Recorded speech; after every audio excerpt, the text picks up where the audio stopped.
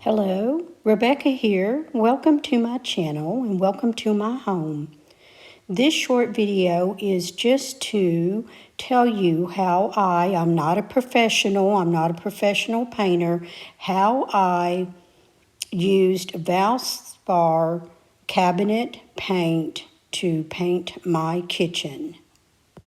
First thing that you want to do is to have a plan. Sort of lay out what you're going to do, what you're going to demo. Just lay out the plan and have a general idea of what you're going to do and do those in steps. Make sure that the items that you are picking are available. I used a website called Canva, and I'll put that link in the description below. This is just sort of like a vision board. You can make it in a notebook. You can make it online and just add all of those things and make sure that they are available in the cost that you're going to have to pay. Also, having all your supplies you're going to need for your renovation or you're painting your cabinets, and have all your supplies on hand ready to go. One of the first steps that you want to do is go ahead and clear out your work area, clear out everything so that you're not going to have to take that time, valuable time, and clean things up. The next step that you're going to want to do is take down the cabinet doors, and you want to mark them. Be sure that you mark them. It's important that they go back up the way they came down. If not, your doors are not going to close properly. So that is a very important step, and make sure that you mark those. I'm using the crud cutter on the kitchen cabinets and anything that I'm going to paint.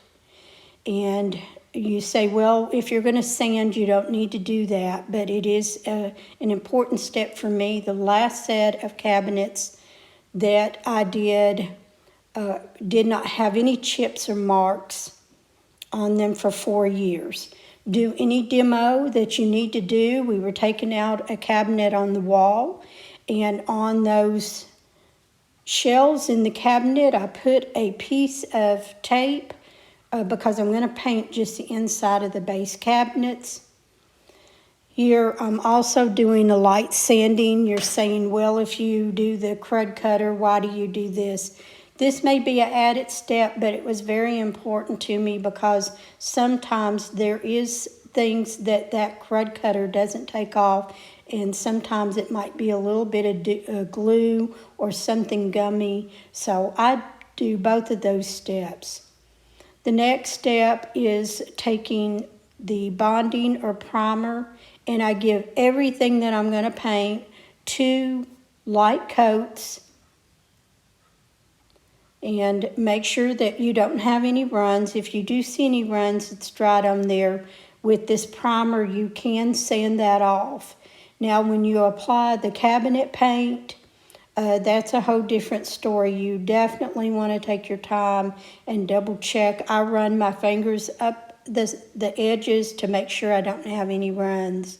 Go ahead and do all of your base cabinets with your paint, and the recommended is 2 to 3 coats. I do 2 good healthy coats. You can give it 3 if you want. And then now it's the time to add any of the new hardware and put the doors back up where they go so that they will close properly.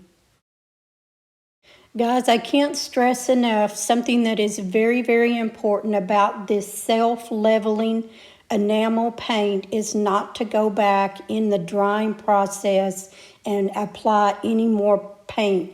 Be sure and let it dry totally for the recommended time.